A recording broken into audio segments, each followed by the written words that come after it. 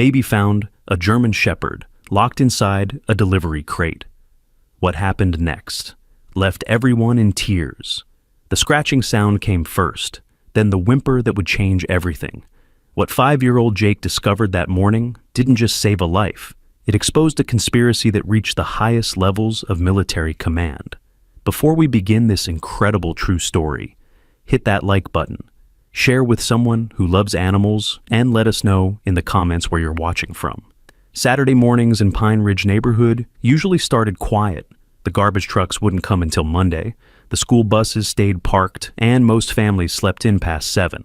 But Jake Miller had been awake since 5:30, sitting by his bedroom window, watching the empty street below. His mother, Sarah, thought he was still asleep. She always thought he was still asleep when she got ready for her morning shift at the hospital. Jake had gotten good at pretending. The truth was, Jake hadn't slept well in 8 months. Not since the day 2 uniformed officers knocked on their door and told them about the accident. Not since his mother collapsed in the doorway. Not since the last time he heard his father's voice on that phone call, promising to be home for his 5th birthday. Dad never made it home. Jake pressed his small hand against the cold window glass, his breath creating little clouds that appeared and disappeared like ghosts. Down in the kitchen, he could hear his mother moving around, the coffee maker gurgling, her phone buzzing with messages from the hospital. She was talking to someone, probably her supervisor, begging for overtime hours again. They needed the money. Jake understood more than his mother realized. "I know it's my 3rd double this week," Sarah's voice drifted up the stairs, strained and tired. "But I need the hours, Patricia. The mortgage is due, and..." Her voice dropped to a whisper, but Jake still heard. "I'm all he has now." Jake pulled his knees to his chest. He wanted to go downstairs, to tell his mother it was okay, that he didn't need new shoes for school, that he could eat peanut butter sandwiches every day if it helped. But the words wouldn't come. They hadn't come for months now. The doctors called it selective mutism, trauma response, temporary. His mother called it heartbreak. Jake just called it empty. A rumbling sound made him look up. A delivery truck, one of those big brown ones, was turning onto their street. That was weird. Nobody got deliveries on Saturday morning, especially not this early. The truck was moving fast, too fast for a residential street, its engine growling like an angry animal. Jake watched as the truck screeched to a stop right in front of their house. The driver, a man in a baseball cap pulled low over his face, jumped out and ran to the back. He was moving strange, looking over his shoulder every few seconds like someone was chasing him. Jake's stomach felt funny, the way it did when something was wrong, but he didn't know what yet. The man pulled out a huge wooden crate from the truck's cargo area. It was bigger than Jake's toy chest, made of rough wood with metal strips around the edges. The man dragged it to their front porch, and that's when Jake saw them, holes drilled all along the sides of the crate, air holes. The man dropped the crate with a loud thud that echoed through the quiet morning, then sprinted back to his truck. No clipboard, no signature, no doorbell. He just left. The truck peeled away so fast it left black marks on the pavement. Jake stood frozen at the window, watching the crate sit on their porch like it had always been there. Then he heard it. A sound so soft he almost missed it. A scratching, like fingernails on wood. Then something else. A whimper, low and pained, barely audible through his bedroom window. His feet were moving before his brain caught up. Down the stairs, past the kitchen where his mother was still on the phone, her back turned. Jake's hand reached for the front door handle, turned it slowly so it wouldn't make that squeaky sound his mother always said she'd fix. The morning air was cold and damp, making Jake shiver in his dinosaur pajamas. The crate was even bigger up close, reaching almost to his chest. The wood was rough and splintered, with dark stains on one corner that looked like... Jake didn't want to think about what it looked like. The scratching came again, weaker this time. Then a sound that made Jake's chest hurt, a soft, desperate whine, like when he used to cry into his pillow so his mother wouldn't hear. "Hello?" Jake whispered, the word feeling strange in his mouth after so long without speaking. His voice came out raspy, unused. "Is someone in there?" The scratching stopped. Then, so quiet Jake had to press his ear against the wood to hear it, came a sound that made his eyes fill with tears. Breathing. Labored, painful breathing, each exhale ending in a tiny whimper. Jake ran his small hands along the crate's edges, looking for a way to open it. The lid was nailed shut with thick industrial nails, at least a dozen of them. There was no way his 5-year-old hands could pull them out. But he had to try. Whatever was inside needed help. He could feel it, the same way he sometimes felt his dad's presence in his dreams, warm and protective and real.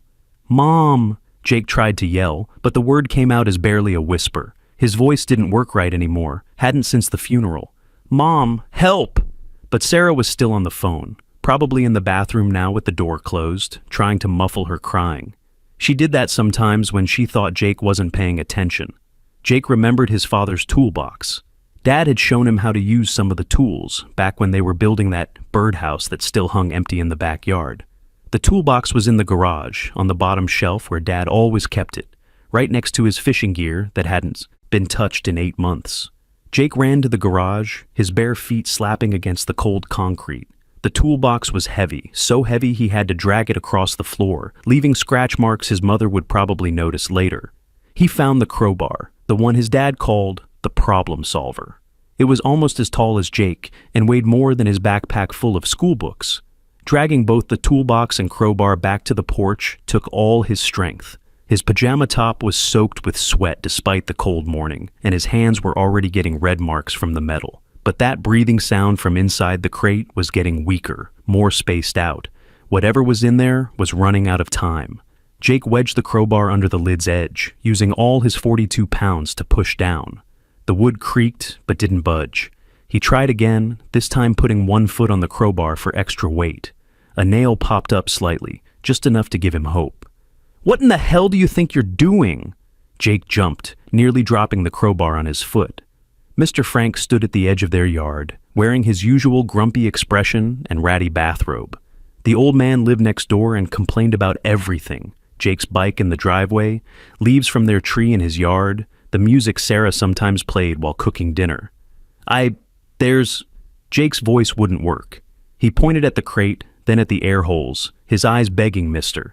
Frank to understand. "Get away from there before you hurt yourself," Mr. Frank grumbled, climbing the porch steps with surprising speed for someone his age. "Your mother know you're out here playing with tools? You could lose a finger and then—" The whimper came again, louder this time, unmistakably the sound of an animal in distress. Mr. Frank froze mid-sentence. His weathered face changed, the permanent scowl replaced by something Jake had never seen before: concern. The old man moved closer to the crate, his liver-spotted hand touching the wood gently. "Jesus Christ," he whispered. "There's something alive in there." Without another word, Mr. Frank took the crowbar from Jake's small hands. His movements were efficient, practiced, like he'd done this before. One by one, the nails came free, each pop making Jake flinch. The scratching from inside had stopped completely now, just that horrible, labored breathing remaining. "Stand back, boy," Mr. Frank said, but his voice was softer now, careful. "We don't know what's in there or what condition it's in." But Jake didn't move back. He couldn't. Something pulled him forward, the same feeling he got in his dreams when his dad was trying to tell him something important. Mr. Frank pried the last nail free and carefully lifted the lid. The smell hit them first: blood, infection, and something else, something that made Jake's stomach turn. Then they saw him, a massive German shepherd, or what was left of one, curled in the corner of the crate like he was trying to make himself as small as possible. The dog's ribs showed through patchy, matted fur. Fresh wounds crossed his shoulders and flanks, some still bleeding. A wire muzzle, the cruel homemade kind, was wrapped so tight around his snout that it had cut into the skin. His eyes, brown and deep and full of more pain than Jake had ever seen, looked up at them with a mixture of fear and resignation. But the worst part was the note. Pinned to his collar with a rusty safety pin was a piece of paper with 2 words written in angry black marker: useless. Your problem now. Jake's body moved without thinking. He climbed into the crate before Mr. Frank could stop him, his small hands reaching for the dog's head. The animal flinched, a weak growl rumbling in his throat, but Jake didn't pull back. He placed his palm gently on the dog's head, right between his ears where the fur was still soft, despite everything. "It's okay," Jake whispered, and this time his voice came out clear, like a dam breaking. You're safe now. I promise you're safe." The dog's eyes locked onto Jake's face, and something passed between them, something that made Mr. Frank step back and mutter, "I'll be damned," under his breath. The dog's tail, broken and bent at an odd angle, attempted the smallest wag. "Jake? Jake, what are you— Oh my God." Sarah stood in the doorway, her phone falling from her hand, clattering on the porch. Her face went white as she took in the scene. Her son in a crate with a dying dog, blood on his pajamas, Mr. Frank holding a crowbar like he was ready for war. "Mom," Jake said, his voice stronger now, urgent. "We have to help him. Please, we have to help him." Sarah's medical training kicked in before her maternal panic could take over. She was in the crate in seconds, her hands moving over the dog's body with professional efficiency, checking for breaks, assessing wounds, feeling for internal injuries. "This animal is in critical condition," she said, her voice tight. "Severe dehydration, infected wounds, possible internal bleeding. He needs a vet immediately." "I'll pay," Mr. Frank said quickly, surprising everyone including himself. "I mean, I know a guy. Used to work with him at the animal hospital before I retired. He owes me a favor." Sarah looked at their elderly neighbor like she was seeing him for the first time. "You worked at an animal hospital?" 30 years as a veterinary assistant," Mr. Frank admitted, looking uncomfortable with the attention. "Before my Martha died and before I became the cranky old bastard next door." Jake was still focused on the dog, his small fingers working carefully to loosen the wire muzzle. The dog whimpered but didn't snap, even though the pain must have been excruciating. When the wire finally came free, revealing deep cuts in the dog's muzzle, the animal did something that made Sarah gasp. He licked Jake's hand, just once, weak and tentative, but unmistakably grateful. "We need to move him," Sarah said, but her voice had changed. This wasn't just a medical emergency anymore. This was something else, something that had already decided itself the moment Jake's hand touched the dog's head. "Mr. Frank, can you help me carry him? Jake, run inside and get the blankets from the hall closet, the old ones." They worked together like they'd done this before, like they weren't virtual strangers who barely spoke, except to exchange complaints about property lines. Mr. Frank and Sarah carefully lifted the dog, who must have weighed 80 pounds despite his emaciated state. Jake ran ahead, spreading blankets on the garage floor, then ran back with bowls of water and the leftover chicken from last night's dinner that Sarah hadn't been able to eat. The dog, Jake had already started thinking of him as Max, though he didn't know why, tried to drink but could barely lift his head. Jake held the bowl steady, tilting it just enough so Max could lap at the water without choking. Each swallow seemed painful, but the dog kept trying, his eyes never leaving Jake's face. "The wounds are infected," Sarah said, examining the cuts more closely now that they had better light. "Some of these are days old, but others—" She trailed off, her face darkening. "Others are fresh. Someone hurt him recently, probably right before dumping him here." "Who would do this?" Jake asked, his voice small but clear. It was the longest sentence he'd spoken since the funeral, and Sarah's eyes filled with tears at the sound. "Bad people," Mr. Frank said grimly. He was mixing something in a bowl, antibiotics he'd apparently had in his house, left over from his veterinary days. The kind of people who see animals as things instead of living beings. Max's breathing was getting worse, each inhale a struggle. Sarah checked his gums, pale, too pale. "He's going into shock. We need to get him warm and stable." They wrapped him in more blankets, Jake curled against his side to share body heat, despite Sarah's protests about germs and safety. Mr. Frank returned with an IV bag and supplies that made Sarah raise her eyebrows. "Don't ask," the old man muttered. "Just help me find a vein." The next hour was critical. Max's body temperature was dangerously low, his heart rate erratic. Twice Sarah thought they'd lost him, his breathing stopping for seconds that felt like hours. But each time, Jake would whisper something in the dog's ear, and Max would take another breath, weak but determined. "He's fighting," Mr. Frank said, monitoring the IV drip he'd rigged up. "This dog wants to live."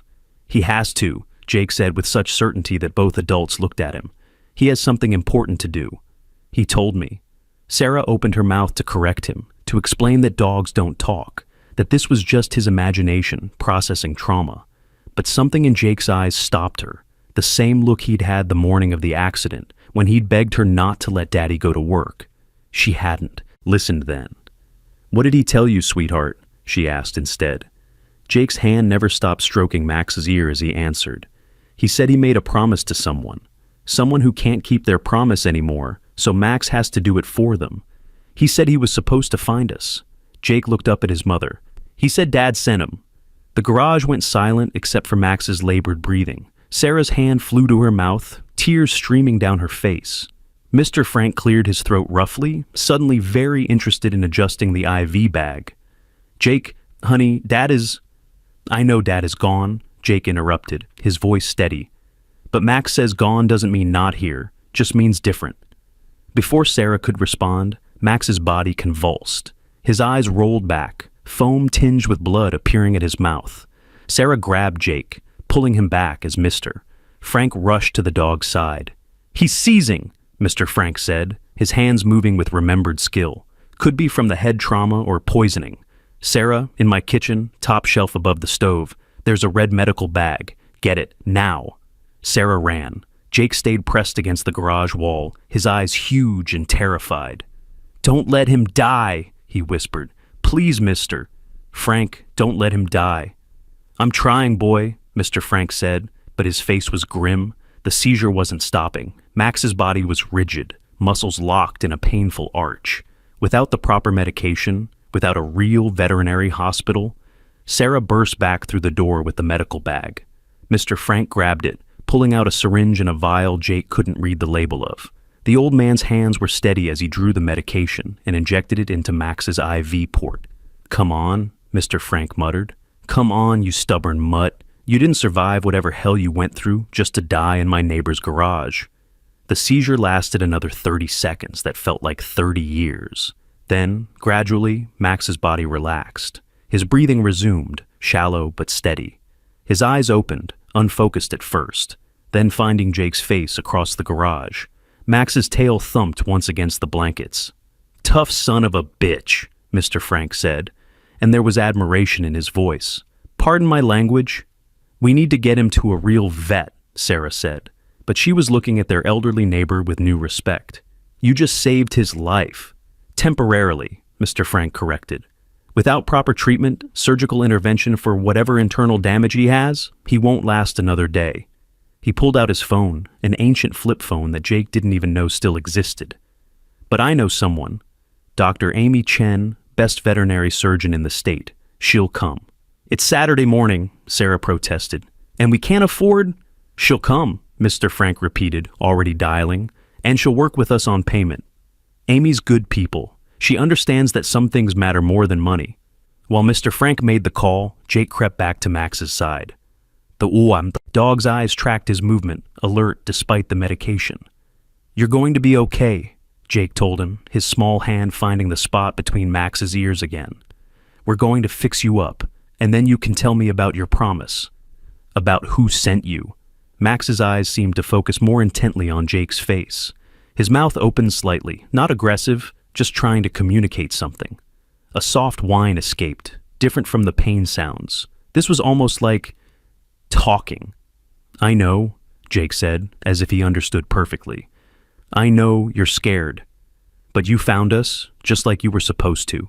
We won't let anything bad happen to you again." Sarah watched this exchange, her rational mind warring with what her eyes were seeing. Jake hadn't just started talking again. He was having what appeared to be an actual conversation with this dying dog. And strangest of all, the dog seemed to be responding. "Dr. Chen will be here in 20 minutes, Mr. Frank announced, closing his phone. "She's bringing everything for field surgery if needed. Said if I thought it was worth calling her on her day off, it must be serious." "You must have been some assistant," Sarah said. Mr. Frank's face softened, just for a moment.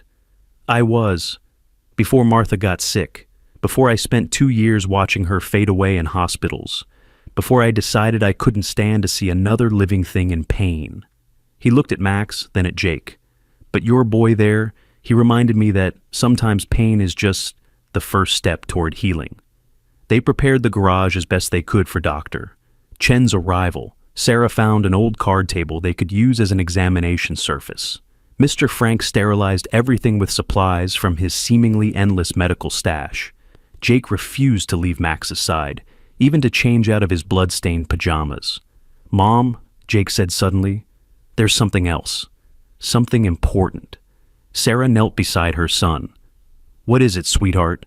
"Max knows things about the people who hurt him. Bad things they're doing to other dogs, too." Jake's voice dropped to a whisper. "And he knows they're going to come looking for him." "How could he know that?" Sarah asked, though a chill ran down her spine. Jake pointed to Max's collar, expensive looking, despite being covered in dirt and blood. "There's something in there. Something that lets them find him. He can feel it buzzing." Mr. Frank moved closer, examining the collar carefully.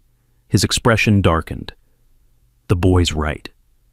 This is military grade. There's a GPS tracker embedded in it, probably disabled, but..." He pulled out a pocket knife. "We need to get this off him. Now." As Mr. Frank cut through the thick collar, being careful not to hurt Max further, Sarah noticed something else. Burned into the leather, barely visible under the grime, were letters and numbers. MWDK 435, property of U.S. Army. Handler, Sergeant D. Miller. Sarah's blood turned to ice. Miller. The handler's name was Miller. "Coincidence," Mr. Frank said, but his voice was uncertain. "Dad's name was David," Jake said quietly. "David Miller. But he wasn't in the Army. He was a firefighter." "Different Miller," Sarah said quickly. "Has to be. There are thousands of Millers," but even as she said it, she remembered something. David's brother had been in the Army, died in Afghanistan 3 years ago. Sarah had only met him once, at their wedding. Daniel Miller. Sergeant Daniel Miller. "Oh my God," she breathed. The collar came free. And Mr. Frank immediately found the tracker, a small device that was indeed buzzing faintly. He crushed it under his heel without hesitation. "Whatever this is about," he said, "whoever dumped this dog here, they won't be finding him through that anymore." A car pulled into the driveway, and a woman in her 40s jumped out carrying several medical bags. Dr. Amy Chen was small, but moved with the confidence of someone who'd saved more lives than she could count. She took one look at Max, and her professional mask slipped. "Jesus," she said, "what did they do to you, boy?" "Can you save him?" Jake asked, his voice small and desperate. Dr. Chen was already pulling on gloves, her hands moving over Max with expert efficiency. "I'm going to try my absolute best, but I need to know everything. How you found him, how long he's been like this, any symptoms you've noticed." As Sarah and Mr. Frank filled her in, "Doctor," Chen's expression grew increasingly grim. She pulled out a portable ultrasound machine, running it over Max's abdomen. Internal bleeding, as suspected. Broken ribs, at least 3. Severe malnutrition. And... She paused, looking at the screen more carefully. "That's unexpected." "What?" Sarah asked, her heart racing. "This dog has military medical implants, titanium pins in his left leg from a previous injury, surgical mesh in his abdomen. This isn't just any German shepherd." She looked at the collar Mr. Frank had removed. MWD, military working dog. These dogs are worth hundreds of thousands of dollars in training alone. "So why would someone dump him like trash?" Mr. Frank asked. Dr. Chen's face was dark. "Because someone stole him. Military dogs don't just end up in the hands of civilians. When they retire, they're either adopted by their handlers or go through an extensive vetting process." She looked at Max's wounds. "These injuries, the pattern of them, this dog was used in fighting." "Dog fighting?" Sarah asked, horrified. "Big money in it, especially with a dog that has military combat training. They probably stole him, tried to make him fight, and when he wouldn't..." She gestured at Max's broken body. "They tortured him to try to make him vicious. When that didn't work, they dumped him." Jake had been quiet during this exchange, his hand never leaving Max's head. Now he spoke up. He wouldn't fight because he's good. He only hurts bad people, and only to protect others. That's what he was trained for. That's why they called him useless. "Doctor." Chen looked at the 5-year-old boy with surprise. "That's actually exactly right. Military dogs are trained to discriminate between threats and non-threats. They won't attack without cause, no matter what you do to them." We need to report this, Sarah said. If he's military property... No! Jake's voice was sharp, panicked. They'll take him away. He's supposed to be with us. He found us for a reason. Jake, honey...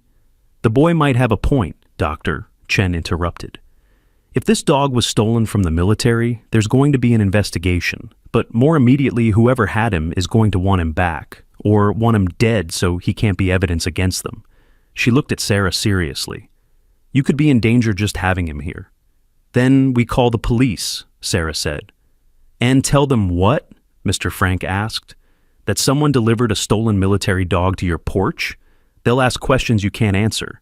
And meanwhile, word gets out that you have him. Dr. Chen was working as they talked, setting up an IV with stronger antibiotics, preparing surgical supplies. First things first, we stabilize him. Then we figure out the rest. This dog needs surgery now, or he won't live long enough for anyone to fight over him. Can you do it here? Sarah asked. I can try. It's not ideal, but moving him might kill him. Dr. Chen looked at Jake. Young man, I need you to be very brave. I'm going to have to do some things that might look scary, but they're all to help Max. His name is Max? Dr. Chen asked. Jake nodded. That's what he wants to be called. His real name, the one the Army gave him, was Rex, but he likes Max better. The adults exchanged glances but said nothing. There was something about the certainty in Jake's voice that made questioning him seem pointless. Dr. Chen worked for the next 2 hours. Sarah assisted, her medical training making her useful despite the difference between human and animal anatomy. Mr. Frank monitored vitals and administered medications as directed, and Jake sat by Max's head, whispering constantly, a stream of reassurances and promises that seemed to keep the dog calm despite the pain. Twice during the surgery, Max's heart rate dropped dangerously low. Both times, Jake started humming something, a lullaby Sarah recognized, one David used to sing to Jake when he was a baby. Both times, Max's vitals stabilized. That's impossible, Doctor, Chen muttered the second time it happened, but she didn't stop working. Finally, she stepped back, pulling off her bloody gloves. I've done what I can. The internal bleeding is controlled, the worst wounds are sutured, but he's not out of the woods. The next 24 hours are critical.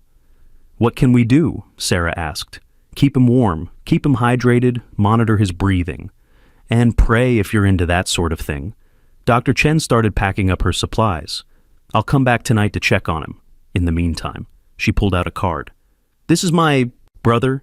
He's Army CID, Criminal Investigation Division. If this dog is really military property, he needs to know. Sarah took the card, but Jake immediately protested. You can't call them. Not yet. Please. Jake, we have to... No, Mom, listen. Jake's eyes were bright with urgency. Max knows things. About the people who took him. About other dogs they have. If the Army comes now, the bad people will know. They'll move everything, hurt the other dogs. Max says we need to wait, to be smart about it. Max says? Dr. Chen asked carefully. Jake nodded, completely serious. He remembers everything, faces, voices, places. He can help catch them, but only if they don't know he's alive. Mr. Frank spoke up. The boy might be onto something. If this is a dog fighting ring with military connections, they have to be monitoring official channels. The moment a report is filed about a found military dog, they'll know exactly where he is, Sarah finished. Dr. Chen considered this. I won't call my brother yet, but we can't wait too long. This dog needs proper medical facilities, and you need protection if these people come looking. After Dr. Chen left, they moved Max into the house. Sarah and Mr. Frank carried him on a makeshift stretcher, while Jake ran ahead, preparing a space in the living room. They positioned him near the heating vent, surrounded by every blanket and pillow they could find. Max was unconscious from the anesthesia, but his breathing was steadier than it had been all morning. Jake sat cross-legged beside him, one small hand resting on the dog's side, feeling each rise and fall of his chest. I should call the hospital, Sarah said, remembering her shift. Tell them I can't come in. You'll lose your job, Mr. Frank pointed out. Maybe. Sarah looked at her son, speaking in full sentences, engaged with the world for the first time in 8 months. But some things are more important than jobs. Mr. Frank stood awkwardly by the door. I should go. You've got things handled here. Mr. Frank, Jake called out. Thank you. Max says thank you too. The old man's eyes got suspiciously bright. Just being neighborly, he mumbled, then added, I'll be right next door if you need anything. Anything at all? After he left, Sarah sat beside Jake, studying her son's face. Jake, honey, I need you to tell me the truth. How do you know all these things about Max? Jake was quiet for a moment, his hand never stopping its gentle stroking of Max's fur. Remember when Dad used to say I was special? That I could see things other people couldn't? Sarah's throat tightened. David had always insisted Jake was different, special, gifted. Sarah had thought it was just fatherly pride. I can feel what animals feel, Jake continued. Not with all of them, but with some. And with Max. He paused, searching for words. With Max, it's like he's talking right to me, showing me pictures in my head. What kind of pictures? Jake's face darkened. Bad ones, mostly men hurting him. A dark place that smells like blood and fear. Other dogs crying, and... He stopped, his small body trembling. And what, sweetheart? And a soldier. A man who looks like Dad, but isn't Dad. He's lying on the ground, and Max is trying to protect him. But there are too many bad people, and the soldier tells Max to run, to live, to find... Jake looked up at his mother, with tears streaming down his face. To find his brother's family. To protect them like he couldn't protect him. Sarah felt like the floor had dropped out from under her. Jake, are you saying this dog belonged to Uncle Daniel? Jake nodded. That's why he's here. Uncle Daniel sent him. To protect us. But honey, that's impossible. Uncle Daniel died 3 years ago, and this dog was reported missing 6 months ago, Jake interrupted. After his new handler died in a training accident that wasn't really an accident. Max saw it happen. The same people who killed his handler are the ones who took him. Sarah's mind reeled. This was too much, too impossible. But looking at Max's scarred body, at the military implants doctor, Chen had found, at her son's absolute certainty, she found herself believing. What do they want? She asked. Max knows about something bad they did. Something about selling military dogs to fighting rings. His handler found out. So they killed him and took Max to make him disappear. Jake's voice was steady, matter of fact, like he was reciting something he'd been told. But Max escaped. He's been trying to get here ever since. To us, to family. A knock at the door made them both jump. Sarah's heart raced as she looked through the peephole. A man in a delivery uniform stood on the porch, but something was off. His uniform was too clean, too new. And delivery trucks didn't run on Saturdays in their neighborhood. Mrs. Miller, the man called out. I have a package that requires signature. Sarah didn't answer. She grabbed Jake, pulling him away from the door, away from the windows. The man knocked again, harder this time. I know you're in there, Mrs. Miller. I saw you through the window. I just need a signature. Max's eyes opened. Despite the sedation, despite the pain medication, his eyes were suddenly alert, focused on the door. A low growl rumbled in his throat, weak but unmistakably a warning. He's not a delivery man, Jake whispered. Max knows his smell. He's one of them. Sarah's hand found her phone, but before she could dial 911, the man spoke again. We're looking for something that belongs to us, Mrs. Miller. Something that was accidentally delivered to your address this morning. Just give it back and we'll leave you alone. You have a nice boy there. Would be a shame if something happened to him. The threat was clear, even through the door. Sarah's maternal instincts flared, hot and protective. She dialed 911, her voice steady as she reported an attempted break-in, giving their address clearly. Police are on their way, she called out. I suggest you leave. There was silence for a moment, then footsteps moving away from the door. Sarah peeked through the window and saw the man getting into a black SUV parked across the street. He didn't drive away, just sat there, watching their house. Mom, Jake said, his voice small. There are more coming. Max can feel them. They're angry that he's still alive. The sound of sirens in the distance made the SUV finally pull away, but Sarah knew this wasn't over. They'd found Max, and they'd found them. The question now was what would happen next. Max struggled to lift his head, his eyes fixed on Jake with an intensity that seemed almost human. His mouth opened, a soft whine escaping, but Jake seemed to understand perfectly. I know, Jake said, his small hand finding Max's head again. We won't let them take you. You're home now, your family. And in that moment, Sarah realized her son was right. This wasn't just about saving a dog anymore. This was about something bigger, something that connected them to David's brother, to a conspiracy that reached into the military itself, to a promise made by a dying soldier to his dog. Max had found them for a reason. Now they had to figure out what that reason was before the people looking for him found them first. The next 24 hours wouldn't just determine if Max survived. They would determine if any of them did. The sirens grew louder, and Sarah watched through the window as 2 police cars pulled up to their house. The black SUV was long gone, but she could still feel eyes on them, watching from somewhere she couldn't see. Max's breathing had grown labored again, each inhale a struggle that made Jake's small face crumple with worry. They're here, Sarah said, moving toward the door. Jake, stay with Max. The officers were professional, but skeptical. Sarah showed them the crate still sitting on their porch, the bloodstains on the wood, the air holes that made no sense for any normal delivery. She didn't mention Max. Something told her that would complicate things in ways they couldn't afford right now. And you said someone came back claiming to be a delivery driver? Officer Martinez asked, taking notes. On a Saturday morning, Sarah emphasized. No delivery truck, just a black SUV. He threatened my son. The officers exchanged glances. We'll file a report, increase patrols in the area. If you see the vehicle again, call immediately. After they left, Sarah found Mr. Frank standing in his doorway, watching. He walked over as soon as the police cars pulled away.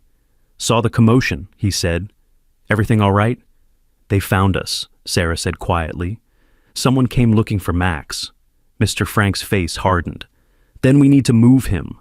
My nephew has a cabin about 2 hours north, isolated, secure. He can't be moved, Sarah interrupted. Dr. Chen said 24 hours minimum, or the surgical repairs could tear. Then we prepare for them to come back, Mr. Frank said grimly. Because they will.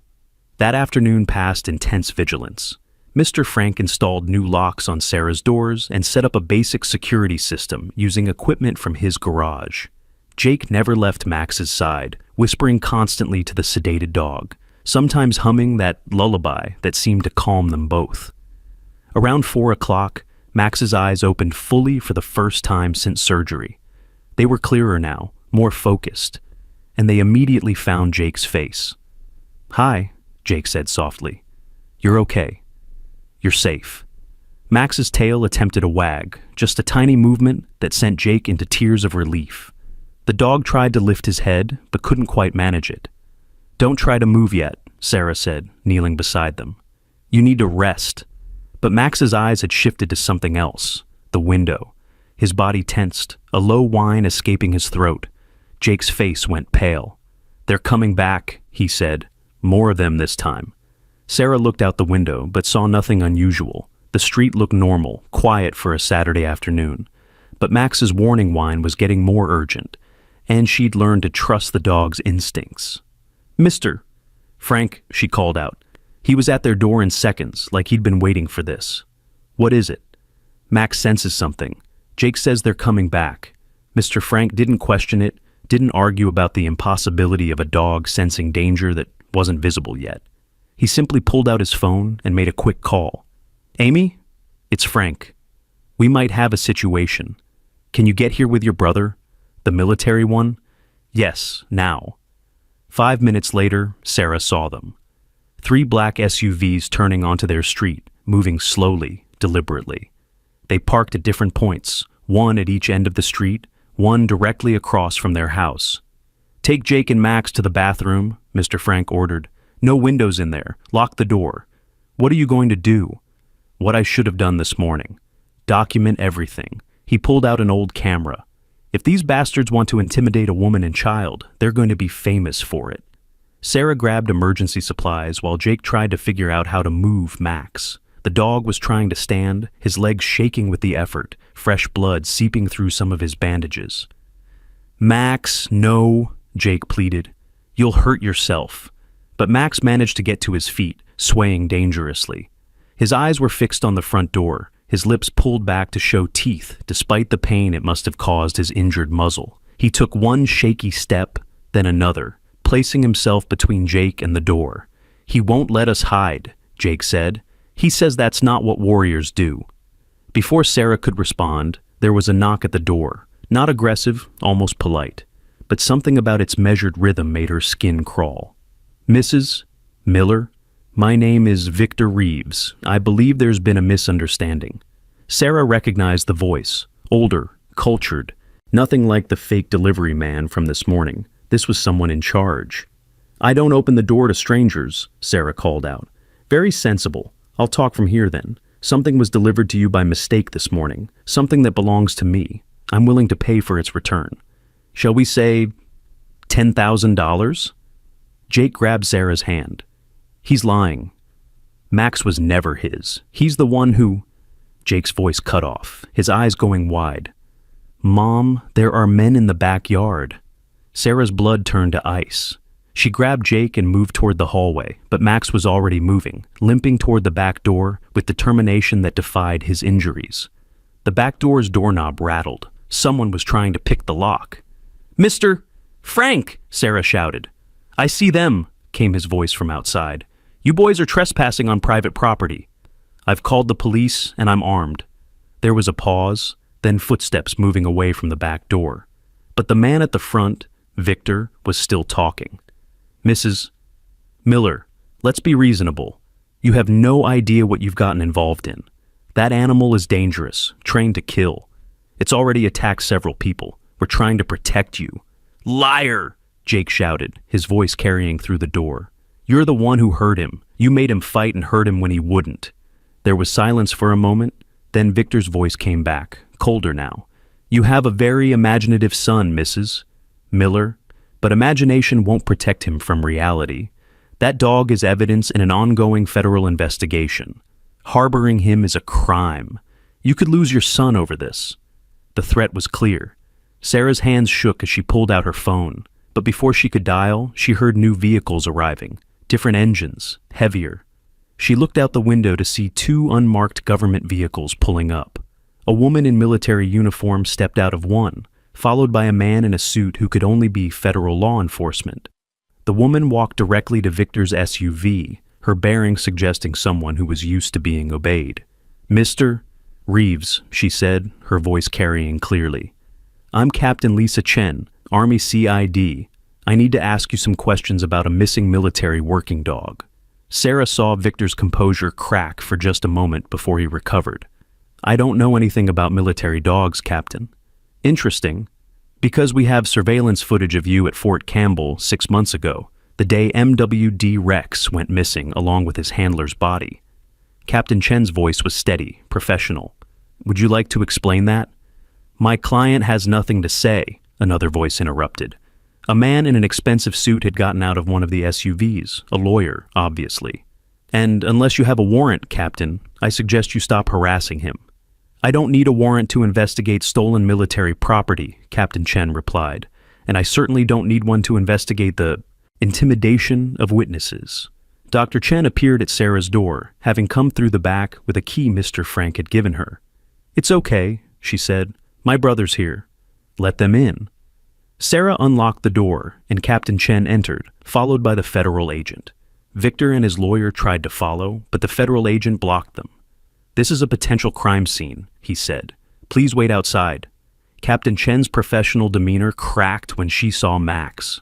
The dog was still standing, still in protective position, despite the blood now pooling under him from torn stitches. "My God," she breathed. "Rex? Is that you, boy?" Max's ears perked up at the name, his tail attempting to wag, but his attention remained focused on protecting Jake.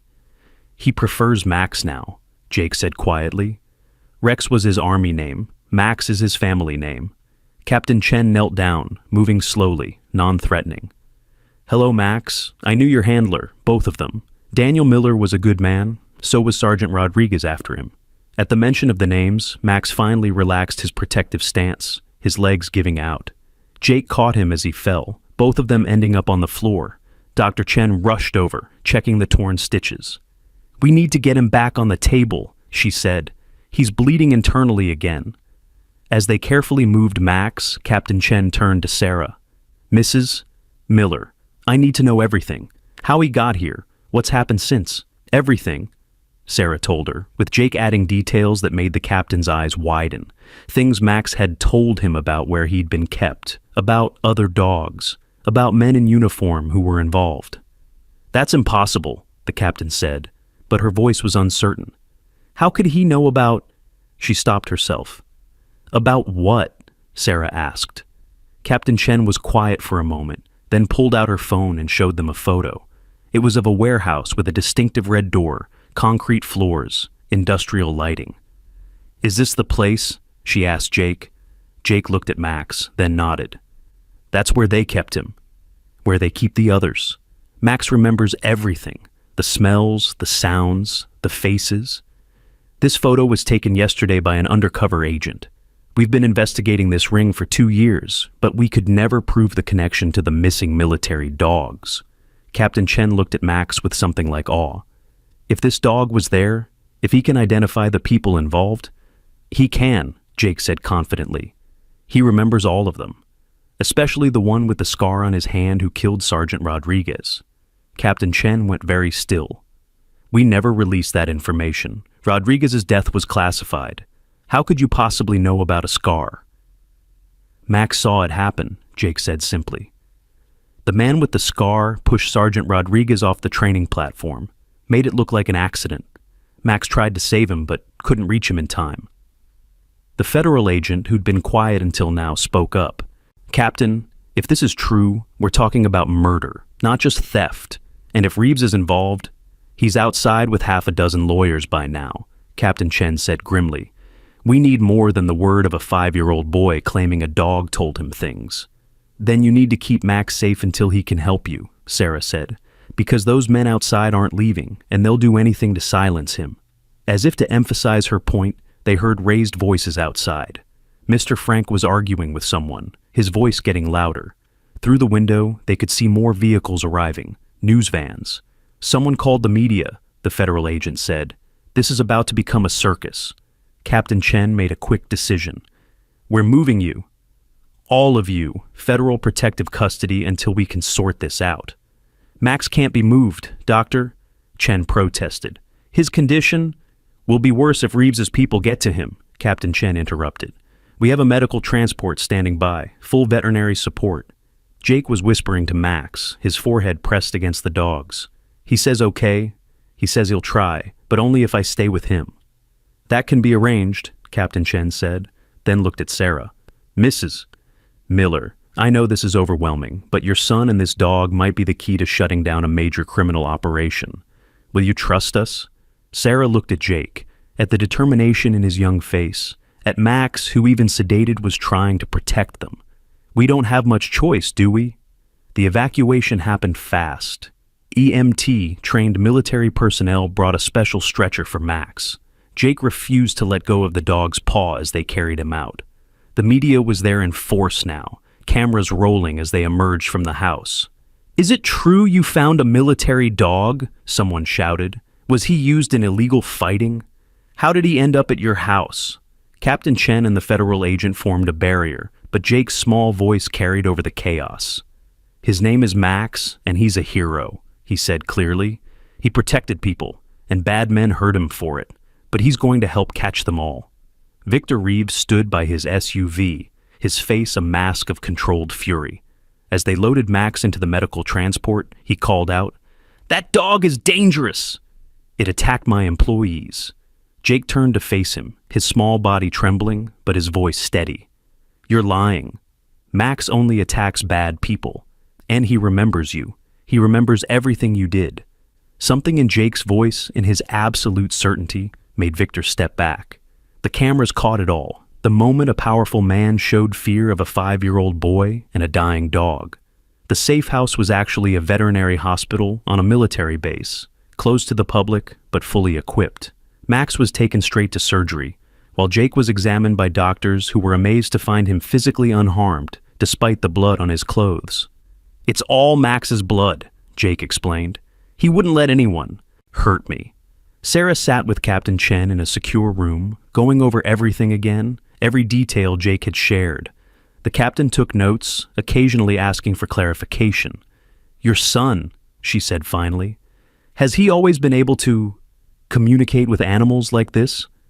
Sarah thought about lying, about protecting Jake from scrutiny, but looking at the captain's earnest face, she decided on truth. His father always said Jake was special, that he could sense things others couldn't. After David died, Jake stopped talking. Until today. Until Max. "David Miller was your husband?" "Yes. His brother Daniel was in the army. Died in Afghanistan 3 years ago." Captain Chen pulled out a tablet, scrolling through files. "Sergeant Daniel Miller, handler for MWD Rex from 2019 to 2022. KIA in Kandahar province." She looked up. Max was there when Daniel died. Stayed with his body for 6 hours under enemy fire until extraction arrived. Sarah felt tears sliding down her face. "And then he was reassigned to Sergeant Rodriguez. They were a good team until..." She paused. "Until Rodriguez died in what we thought was a training accident 6 months ago. Rex disappeared the same day. Jake says it wasn't an accident. If your son is right, if Max really did witness Rodriguez's murder, then we're dealing with something much bigger than dog theft. We're talking about murder, conspiracy, involvement of military personnel in illegal fighting rings." A knock interrupted them. Dr. Chen entered, looking exhausted but relieved. "Max made it through surgery. We repaired the internal damage, but he's weak, very weak." "Can I see him?" Sarah asked. "Jake's already with him, refused to leave." Max woke up briefly and seemed calmer with Jake there. They found Jake curled up on a cot next to Max's recovery kennel, his small hand reaching through the bars to rest on Max's paw. Both were asleep, but even in sleep, Max's body was positioned protectively toward the boy. "I've never seen anything like it, Doctor," Chen said softly. "That dog should be unconscious for hours with the medication we gave him, but he fought to stay awake until he was sure Jake was safe." Captain Chen received a call and stepped away. When she returned, her face was grim. "We have a problem. Victor Reeves has filed a lawsuit claiming the dog is his property, that he purchased him legally. He has paperwork." "Forged?" Sarah asked. "Probably, but good enough to tie us up in court. And his lawyers are demanding Max be returned immediately, or they'll charge us with theft of private property." "Over my dead body," Sarah said, surprising herself with the vehemence. "It might not come to that, but we need proof. Real solid proof that Max witnessed crimes, that he can identify perpetrators." "How do you prove what a dog knows?" Sarah asked. Captain Chen looked at Jake, still sleeping beside Max. "I think your son might be the key. If he can really understand what Max knows, if Max can somehow communicate through him. You want to use my 5-year-old as a translator for a dog in a federal investigation? I know how it sounds, but we're running out of options. Reeves has connections, money, lawyers. We have a traumatized dog and a boy who claims to understand him." The next morning brought more complications. The story had gone viral overnight. The boy who saved a military dog. The dog who survived torture. The mysterious connection between them. Number sign Save Max was trending, and donations were pouring in from around the world. But with attention came danger. Captain Chen showed Sarah threatening messages that had been intercepted. People claiming they'd take justice into their own hands if Max wasn't returned to his rightful owner. "We need to go on offense," Captain Chen said. "Jake and Max need to help us identify the people involved before Reeves can make them disappear." Jake was awake now, sitting beside Max's kennel, reading to him from a book about dragons. Max's eyes were open, tracking Jake's finger as he pointed to pictures. "Jake," Captain Chen said gently, "we need your help." "Max's help." Jake looked up, his face serious beyond his years. "Max says he's ready. He wants the bad people caught so no other dogs get hurt." They set up a careful process. Photos would be shown on a tablet where Max could see them. Jake would sit beside him, one hand on Max's head, and tell them what Max said about each photo. The first few were test images, random people from stock photos. Max showed no reaction, and Jake shook his head each time. Then they showed a photo of Victor Reeves. Max's entire body went rigid. A low growl rumbled in his chest despite his weakness. His lips pulled back, showing teeth. "That's him," Jake said, his voice shaking. "The boss." He never touched Max directly, but he gave orders. He watched while others heard him. He smiled when Max was bleeding. They showed another photo, a man in military uniform. Max's reaction was even stronger. He tried to stand despite his injuries, his growl becoming a bark that ended in a painful cough. "That's the one with the scar," Jake said, tears streaming down his face. "He killed Sergeant Rodriguez. Max is showing me." They were on a high platform during training. The man waited until no one was looking, then pushed. Sergeant Rodriguez fell 30 feet onto concrete. The man told everyone it was an accident, that Rodriguez slipped. Captain Chen was typing rapidly on her phone. Lieutenant Colonel Marcus Webb, he was the investigating officer for Rodriguez's death, ruled it accidental. They continued for an hour, Max identifying 6 more people, Jake describing what Max showed him about each one. Places where dogs were kept, fights that happened, money that changed hands. "This is incredible," the federal agent said, "but will it hold up in court? A child claiming a dog told him things?" "It's enough for search warrants," Captain Chen said. "If we find evidence at the locations Jake described, if we can corroborate even half of what he's saying."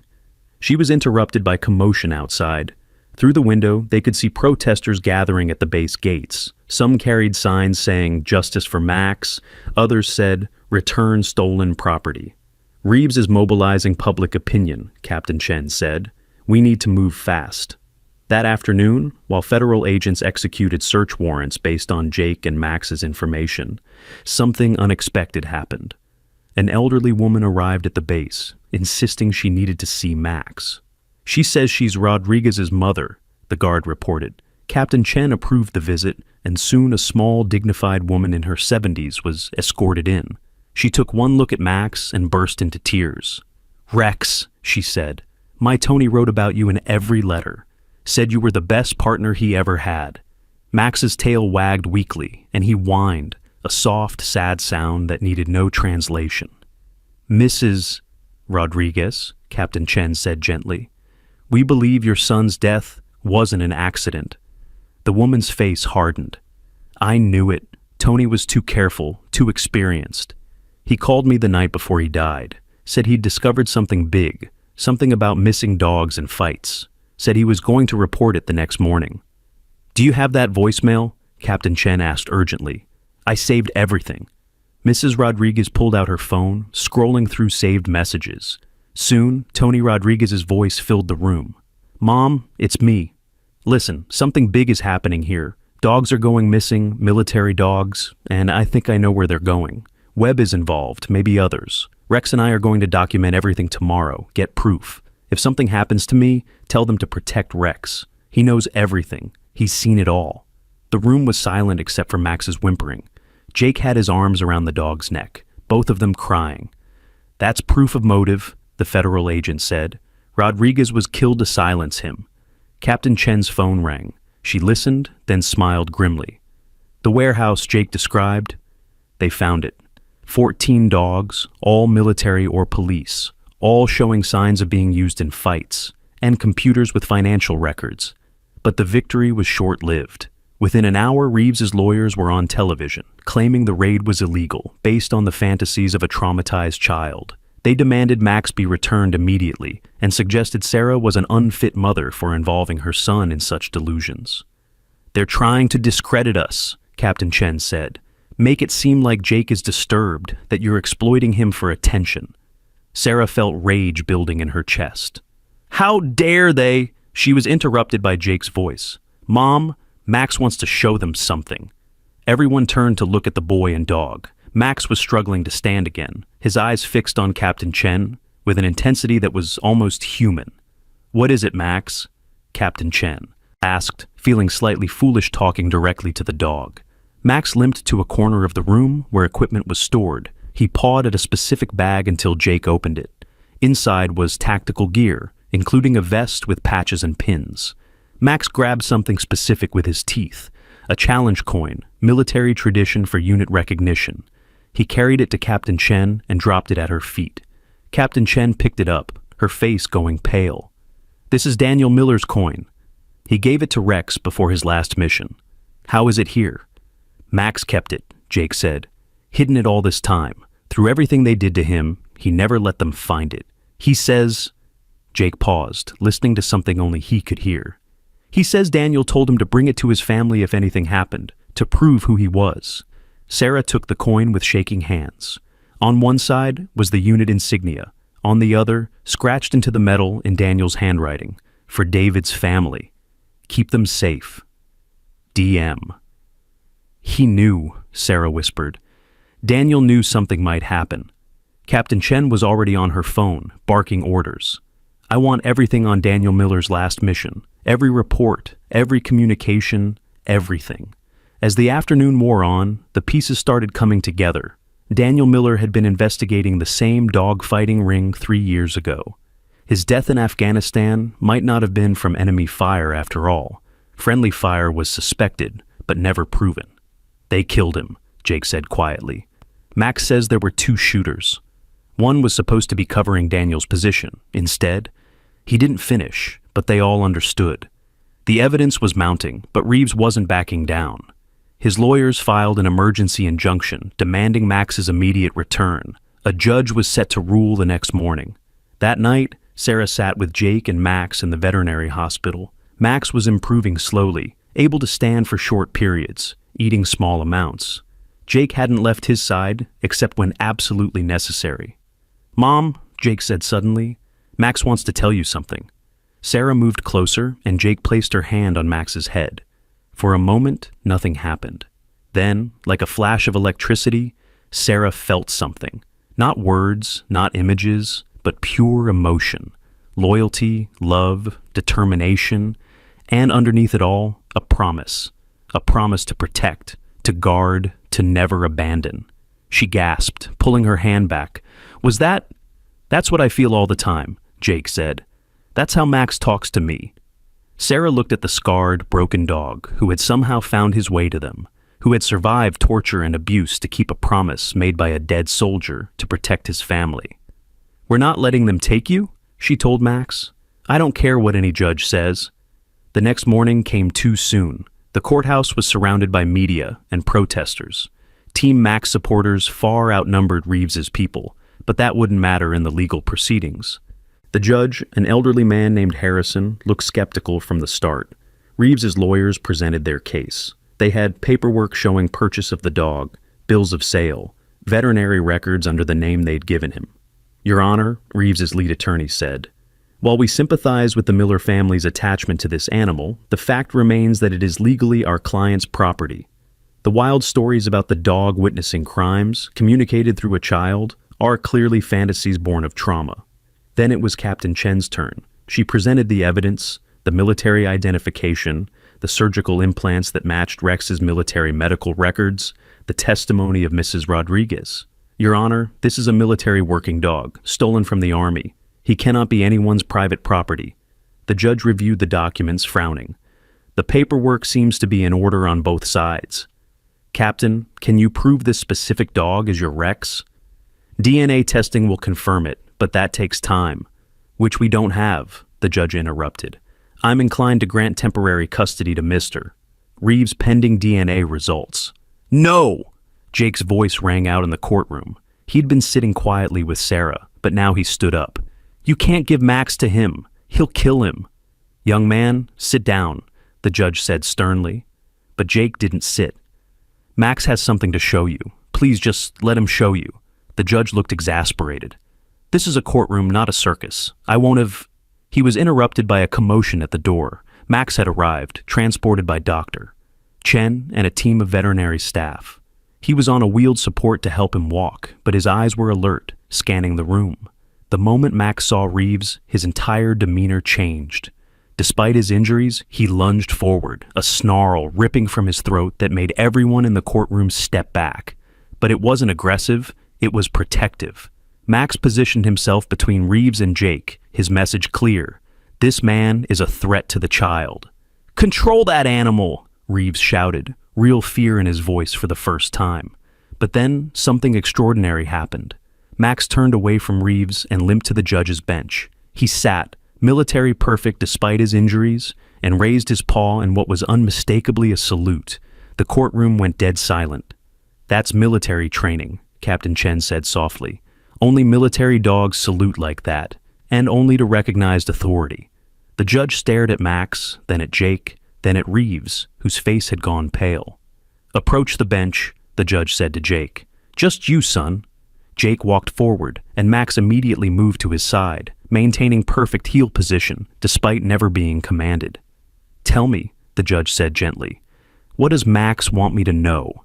Jake put his hand on Max's head and closed his eyes. The courtroom held its breath.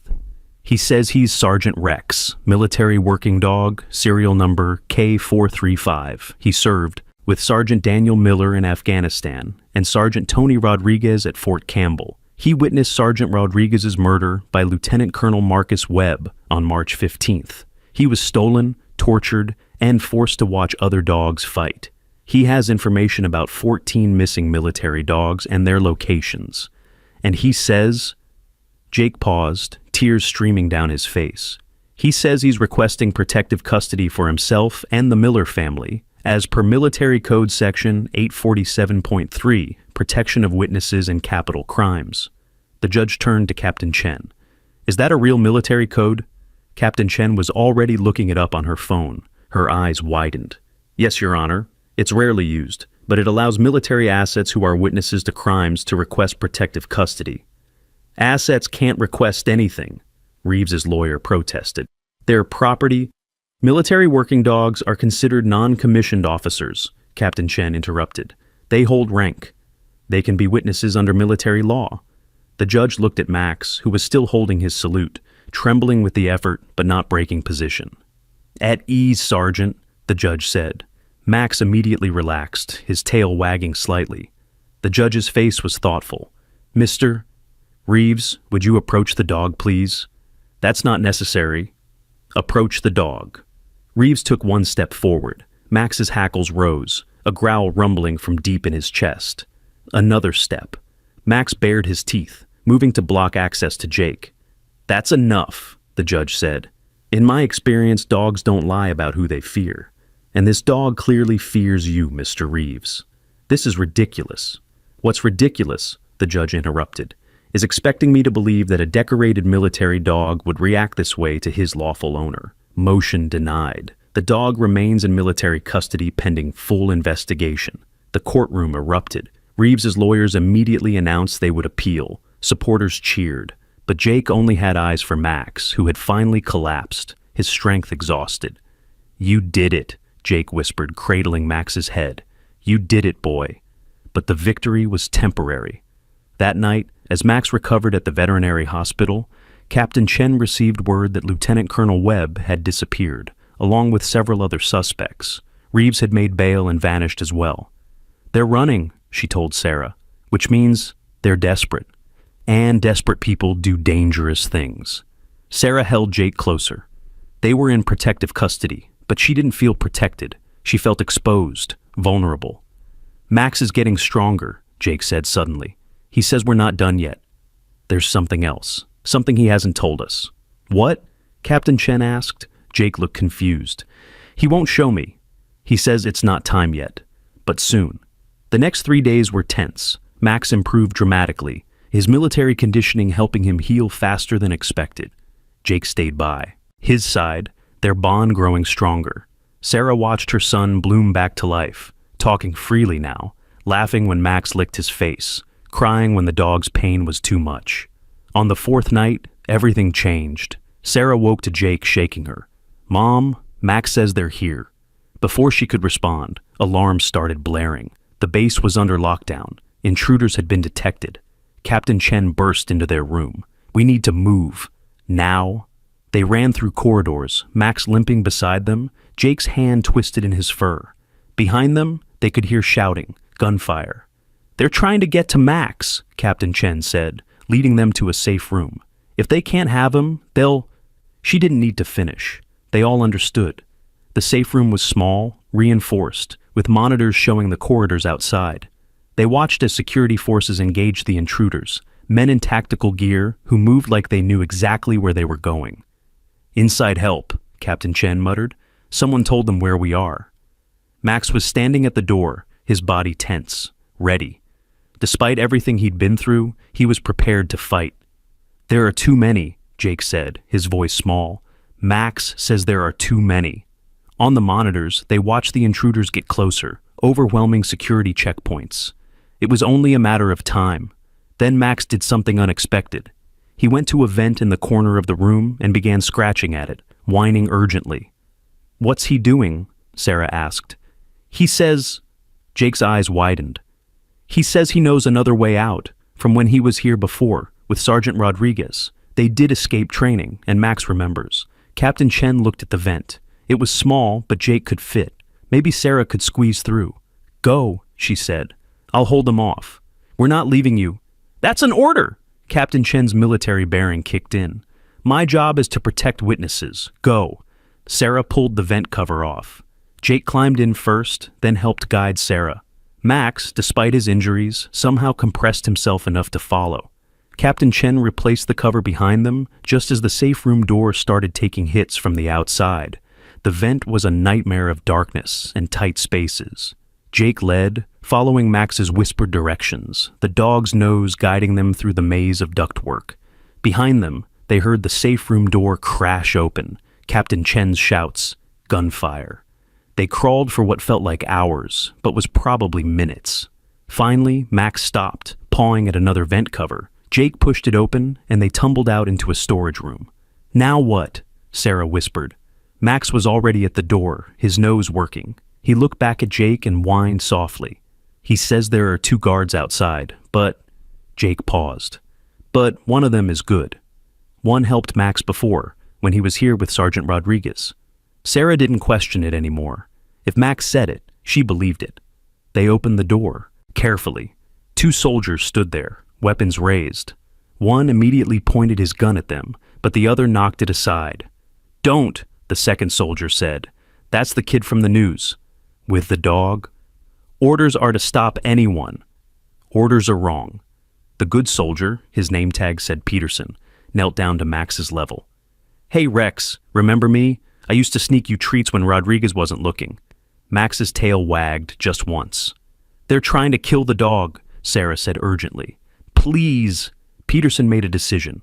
"Come on, my truck's outside. I'll get you out of here." They ran through the night, Max struggling but determined. Behind them, the base was in chaos. Sirens, searchlights, voices shouting orders and counter-orders.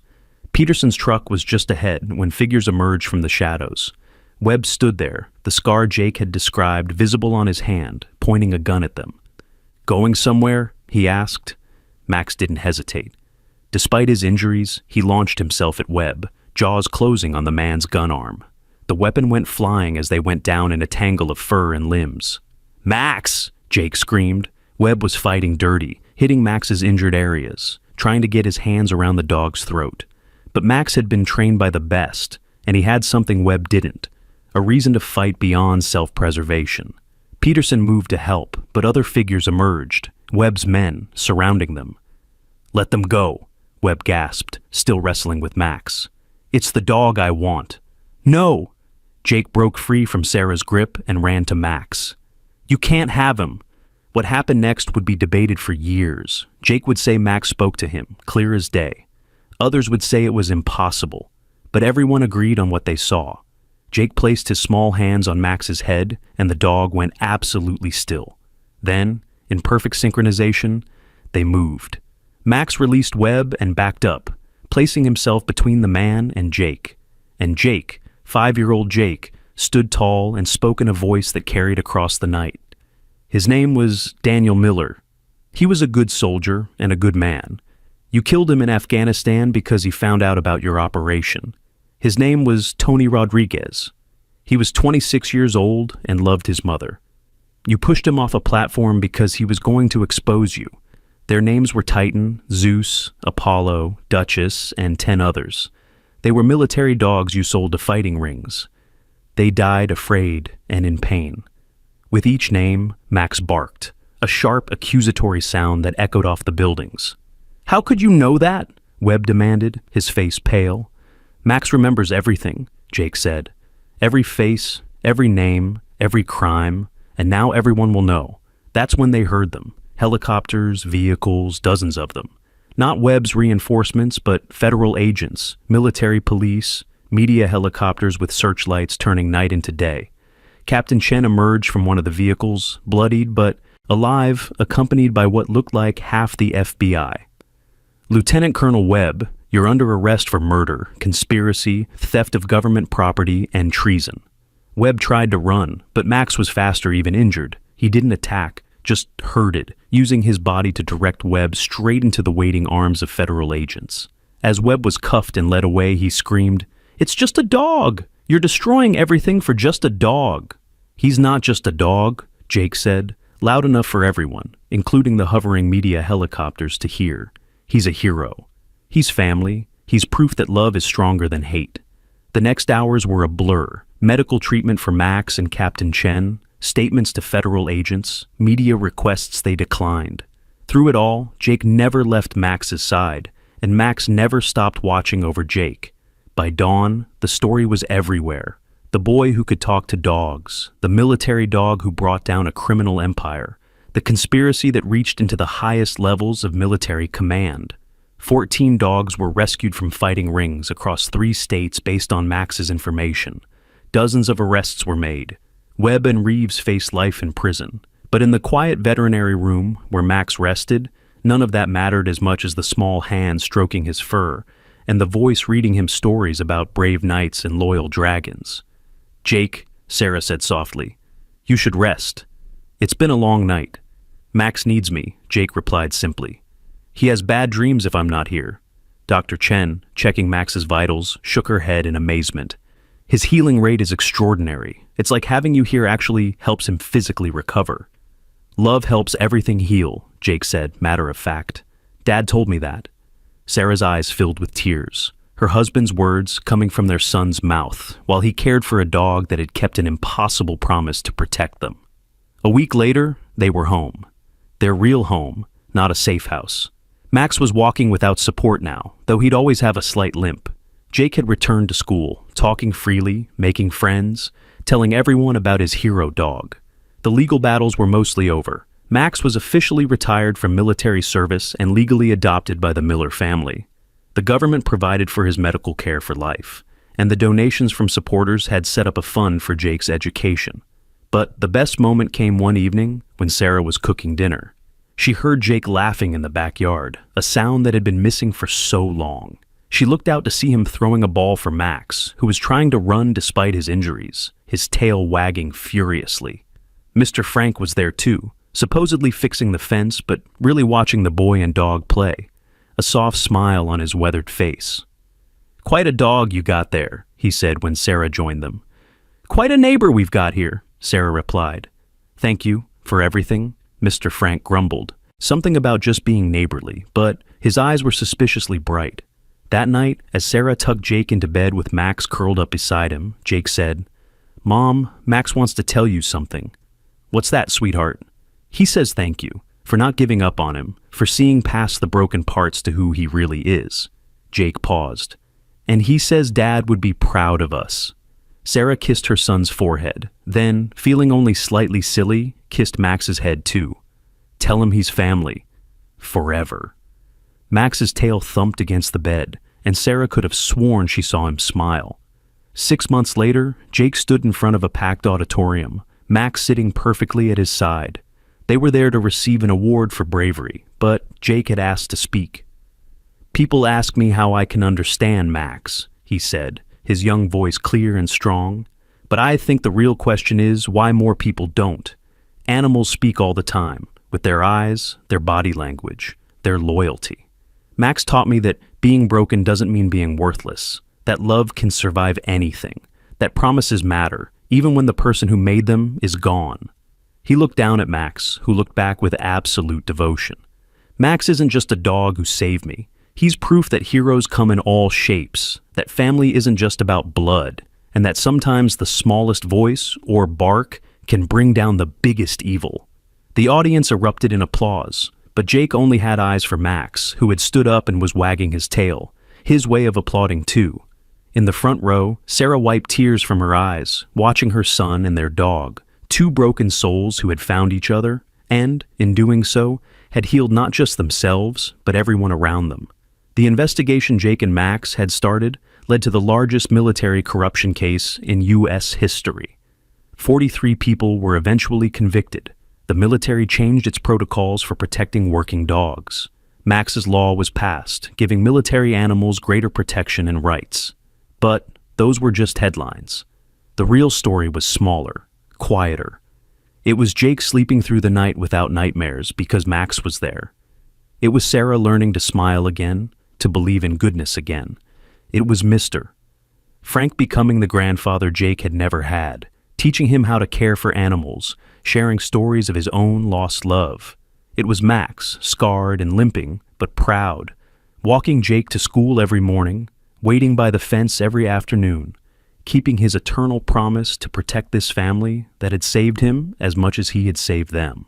1 year after that terrible morning, when a delivery truck had dropped a crate on their porch, Jake and Max sat in their backyard.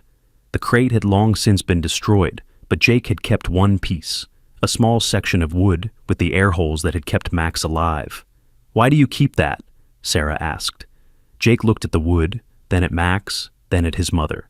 "To remember that, sometimes the worst things that happen to us bring us the best things in our lives. Max came to us in a box of pain, but he brought love." Max barked once, his agreement clear. As the sun set over their small neighborhood, painting the sky in shades of gold and pink, Sarah realized Jake was right. Their family had been delivered in the most unlikely package, a broken dog in a wooden crate. But that delivery had brought them healing, purpose, and a love that transcended species, tragedy, and loss. Jake threw a tennis ball, and Max chased it with all the enthusiasm his healing body could muster. Sarah watched them play, her heart full.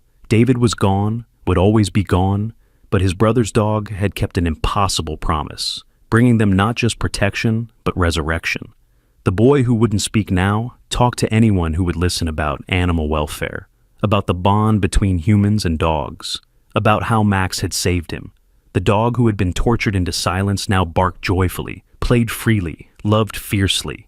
And Sarah, who had been barely surviving, working herself to exhaustion to avoid feeling, now lived.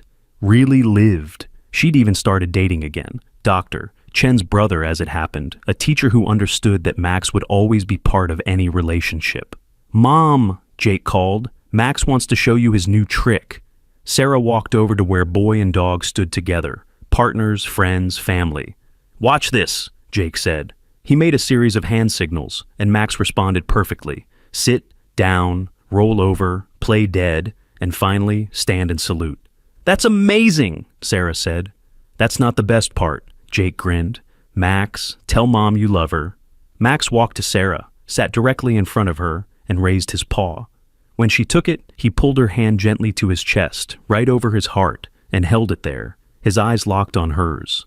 Sarah felt it again, that flash of pure emotion she'd experienced in the hospital. Love, gratitude, belonging, and underneath it all, a promise. Not Daniel's promise anymore, but Max's own. To love them, protect them, stay with them, for whatever time they had together. "I love you too, Max," she whispered. Max's tail wagged, and he did something he'd never done before. He stood on his hind legs, despite the pain it must have caused, and wrapped his paws around Sarah in unmistakably a hug. Jake joined them, and they stood there, the three of them, a family forged in trauma but defined by triumph. Neighbors passing by might have seen just a woman, a boy, and a dog in a backyard, but they were so much more. They were proof that love could be delivered in the most unexpected packages, that heroes didn't always wear capes or uniforms, but sometimes came with 4 legs and fur. They were evidence that broken things could be beautiful, that lost voices could be found, that promises could transcend death itself.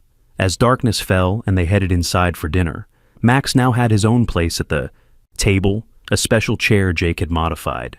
Sarah thought about that morning over a year ago. The morning she'd nearly told Jake to leave the crate alone, to wait for authorities, to play it safe. Thank God she hadn't. Thank God for Jake's compassion that wouldn't be silenced. Thank God for Mr. Frank's hidden kindness. Thank God for Max's unbreakable spirit, and thank God for wooden crates with air holes, for they sometimes carry not just animals, but angels. That night, as every night, Jake said his prayers with Max beside him. "Thank you for sending Max to us," he whispered. "Tell Dad and Uncle Daniel that we're taking good care of him. And tell all the dogs that didn't make it that Max remembers them, that their stories were told, that they mattered."